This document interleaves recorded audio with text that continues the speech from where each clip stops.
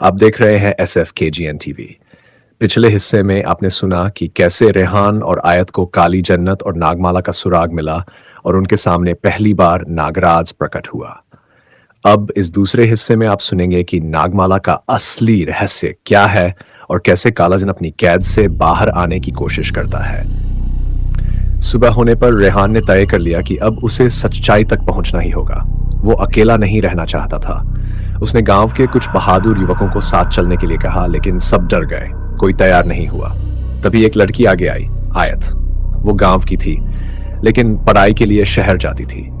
उसने कहा, मैं तेरे साथ चलूंगी, क्योंकि मैं जानती हूं अगर ये किताब जिंदा रही तो हमारा गांव कभी सुरक्षित नहीं रहेगा। रेहान ने पहले मना किया, ये रास्ता मौत का है, तू इसमें क्यों आना चाहती है? आयत ने गंभीर आवाज में कहा, क्योंकि मौत से डरकर जीना कोई जीना नहीं। अगर मेरी मदद से तू सफल हुआ तो यह हमारी जीत होगी। रेहान ने उसकी आंखों में सच्चाई देखी और सिर हिला दिया। ठीक है, तू मेरे साथ चलेगी, लेकिन जो भी होगा उसका सामना हम दोनों करेंगे। दोनों ने सफर की तैयारी शुरू की। रेहान ने किताब को कपड़े में लपेट कर रखा।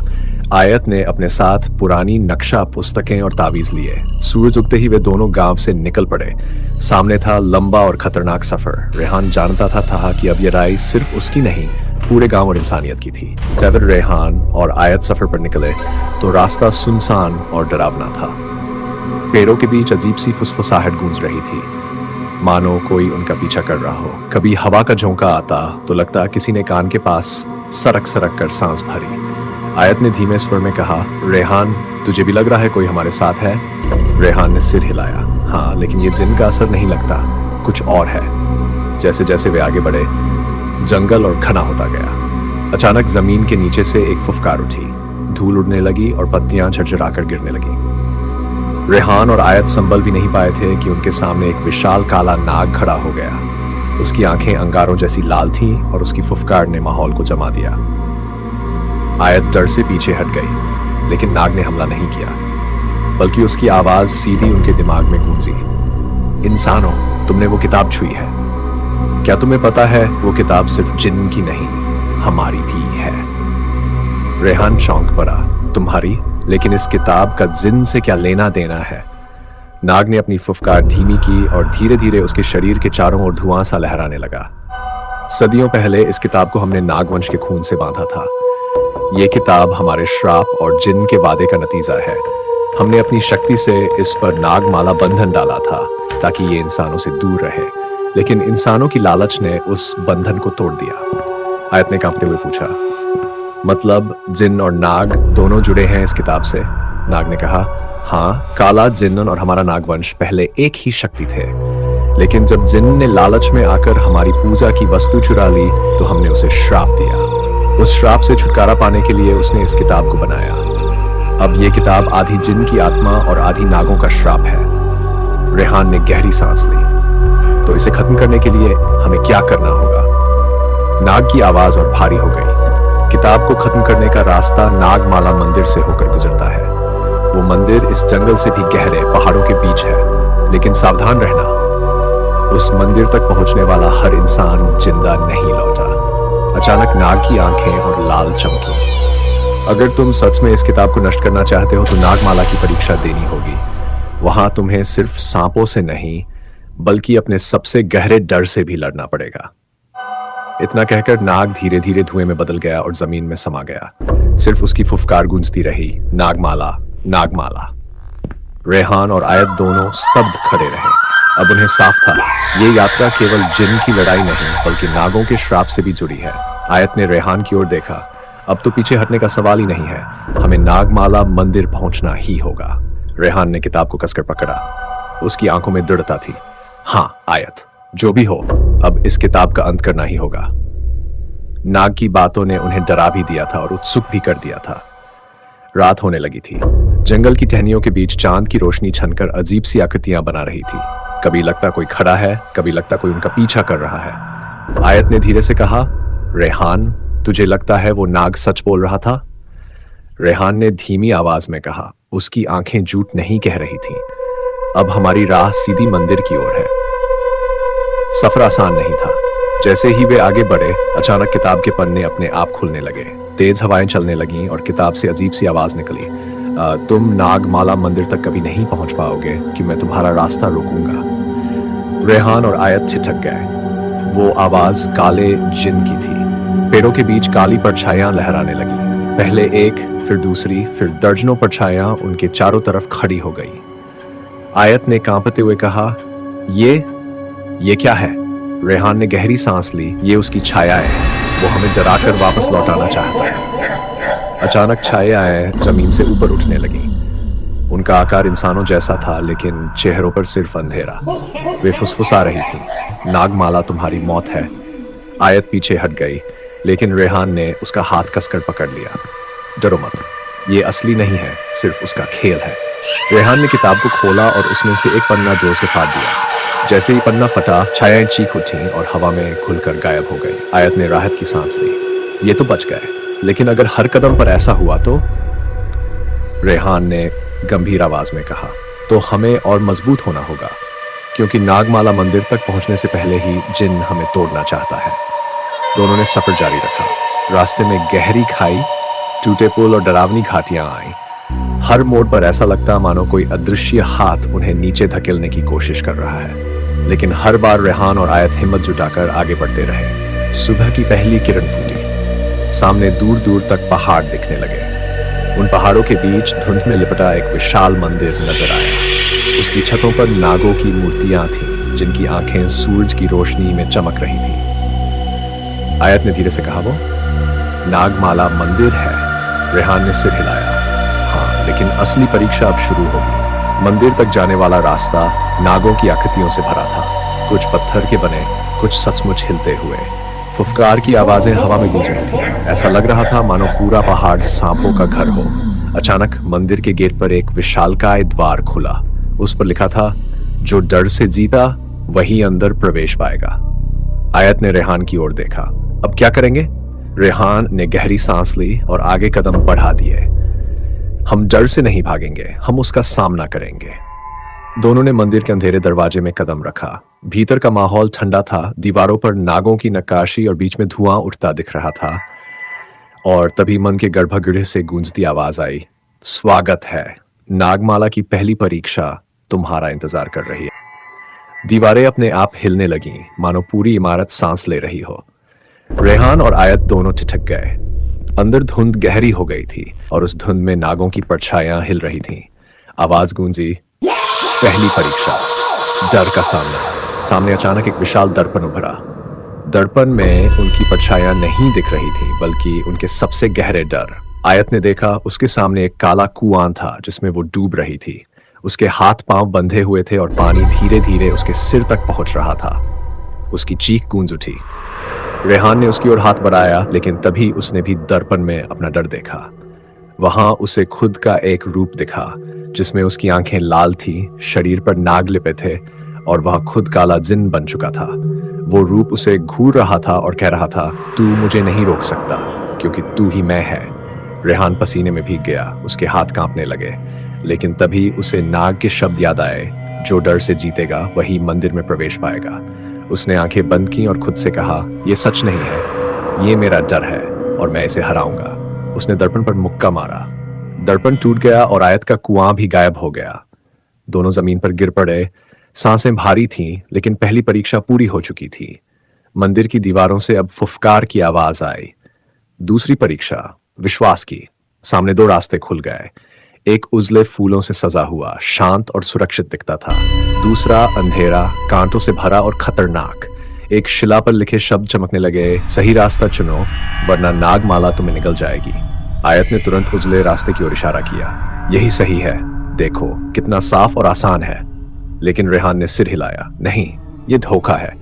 नागमाला कभी आसान रास्ता नहीं देती। सही रास्ता वही है जो कठिनाई से भरा हो। आयत ने झिझकते हुए कहा, अगर तू गलत हुआ तो? रेहान ने उसका हाथ पकड़ते हुए जवाब दिया, अगर मैं गलत हुआ तो हम दोनों यहाँ हमेशा के लिए कैद हो जाएंगे, लेकिन विश्वास करना ही हमारी अगली परीक्षा है। दोनों ने कांटों वाले अंधेरे रास्ते पर कदम रखे। जैसे ही वे आगे बढ़े, कांटे सचमुच जिंदा होकर उनके पैरों में चुभने लगे। आयत की आंखों से आंसू निकल आए, लेकिन रेहान ने उसका हाथ कसकर पकड़ा। बस थोड़ा और, यकीन रख। कुछ देर बाद अचानक रोशनी फैली।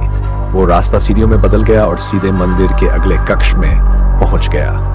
मंदिर की दीवारें फिर गूंज उठी। विश्वास की परीक्षा पूरी हुई, लेकिन तभी जमीन हिलने लगी। धुंध और गहरी हो गई। आगे एक विशाल दरवाजा दिखा जिस पर नागों की आकृतियां लिपटी थीं, और उस दरवाजे पर खून से लिखा था, तीसरी और अंतिम परीक्षा, बलिदान। रेहान और आयत ने कांपते हाथों से दरवाजा खोला। अंदर का कक्ष और भी अंधकार में था। दीवारों पर जलती हुई मशालें अपने आप झिलमिला रही थी।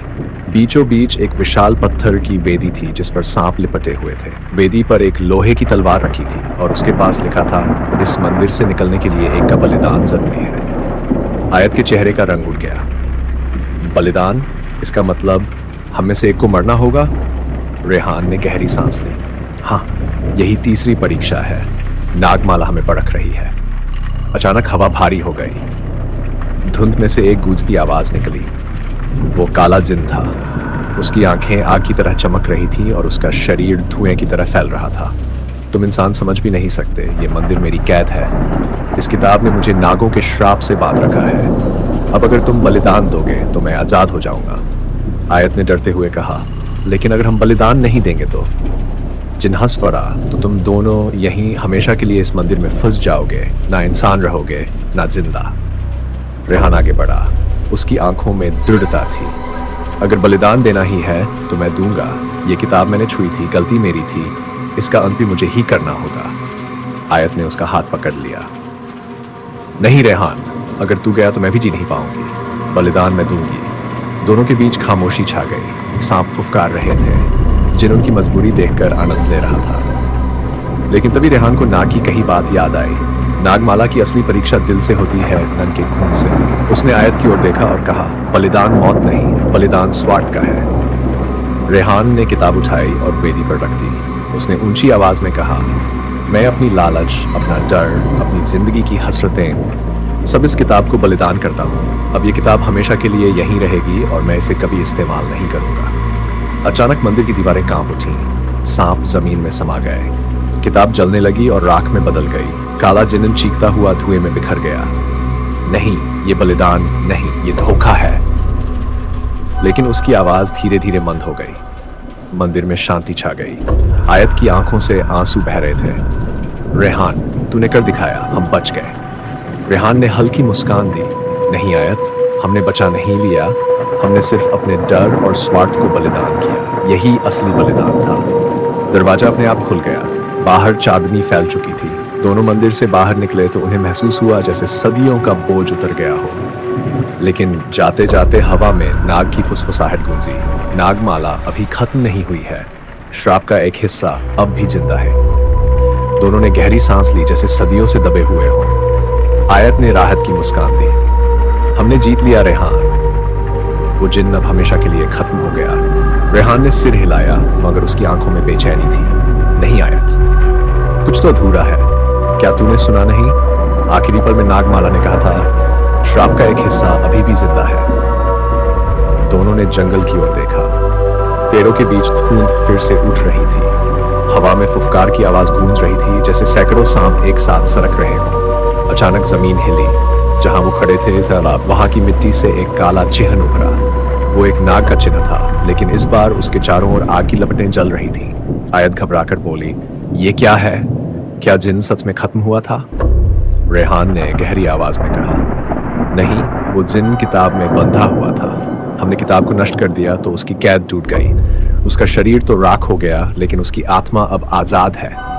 अचानक ठंडी हवा चली और उसके साथ एक परछाई उठी। वो जिन्न नहीं था, बल्कि उसका अंश, उसका साया था। उसकी आवाज जंगल में गूंजी, तुमने सोचा कि मुझे हरा दिया? नहीं, तुमने मुझे आजाद कर दिया है। अब मैं सिर्फ एक जगह नहीं, पूरे संसार में फैल सकता हूँ। रेहान और आयत पीछे हटे। आयत की आंखों में डर था, तो इसका मतलब असली श्राप तो अब शुरू हुआ है। रेहान ने उसके कंधे पर हाथ रखा। और अब हमें सिर्फ जिन्न से नहीं, उसके साये से लड़ना होगा। ये जंग लंबी होगी। आसमान में बादल गिर गए, चांद ढक गया और अंधेरा फैल गया। जंगल में चारों ओर नागों की फुफकार गूंजने लगी। वो नागमाला का संकेत था कि श्राप अब और गहरा हो गया है। रेहान ने अपनी मुट्ठी भींची। अब खेल बदल चुका है, अब हमें सिर्फ बचना नहीं इस श्राप बल्कि इस श्राप को पूरी तरह तोड़ना होगा। आयत ने दृढ़ नजरों से उसकी ओर देखा।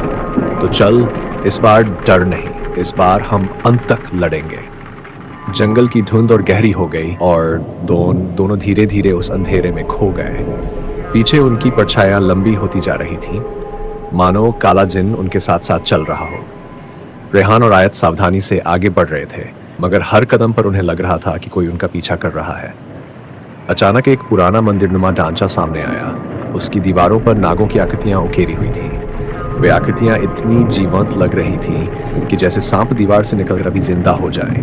रेहान रुका और धीरे से बोला, ये वही जगह है नागमाला का असली मंदिर। यहाँ पर ही श्राप की जड़ छिपी है। आयत कांपती आवाज में बोली, मतलब जिन का साया भी यही मिलेगा? जैसे ही उसने ये कहा, मंदिर के अंदर से अजीब सी आवाज आई। वो हंसी थी, न इंसानी न पूरी तरह जिन्न की। एक ऐसी हंसी जिसने दोनों की रूह तक जमा दी। आखिरकार तुम दोनों यहां आ ही गए। ये आवाज चारों ओर से गूंज रही थी। आपने सुना हमारी कहानी का दूसरा हिस्सा, लेकिन असली अंजाम तो अभी बाकी है।